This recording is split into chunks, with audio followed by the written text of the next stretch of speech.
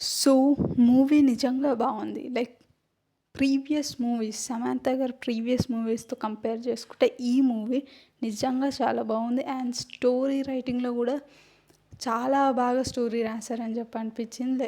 ఏ track తప్పకుండా లేకపోతే స్టోరీలో అన్‌వాంటెడ్ సీన్స్, హైప్డ్ సీన్స్ ఎక్కువ పెట్టకుండా చాలా బాగా స్టోరీ తీశారని చెప్పి నాకు అనిపించింది. And like fight sequences everything was really good. 'మా ఇంటి బంగారం' movie review. Welcome back to my channel film review hub. First Samantha గారి యాక్టింగ్ గురించి మాట్లాడుకుంటే నిజంగా చాలా బాగా యాక్ట్ చేసింది. తనకిచ్చిన role and everything was really good. కొన్ని సీన్స్‌లలో అమాయకంగా లేకపోతే comedy sequences, serious situations, action సీక్వెన్సెస్‌లో కూడా నిజంగా చాలా బాగా యాక్ట్ చేసింది. అండ్ ఈ మూవీలో ఎక్కువ వర్కౌట్ అయింది ఏంటంటే కామెడీ.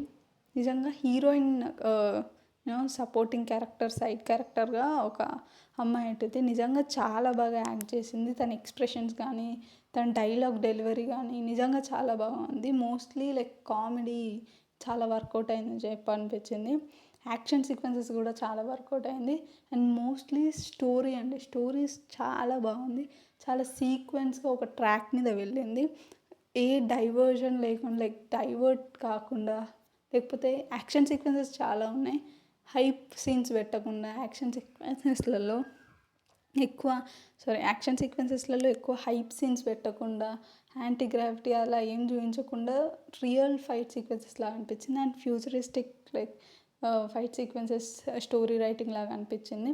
అండ్ లైక్ సాంగ్స్ ఒకటే సాంగ్ ఉంది నిజంగా చాలా బాగా అనిపించింది. ఏంటంటే ఇప్పుడు మూవీస్లలో చూసుకుంటే ఐటమ్ సాంగ్లు, కట్టపన్న సాంగ్ అట్లా చాలా ఉన్నాయి. ఈ మూవీలో ఏంటంటే అవసరం ఉన్నంత వరకే సాంగ్స్ని యూజ్ చేసుకున్నారు అనిపించింది. అండ్ అట్లాంటి కట్టపన్న సాంగ్స్ అట్లాంటివి ఏం లేదు. చాలా బాగుంది.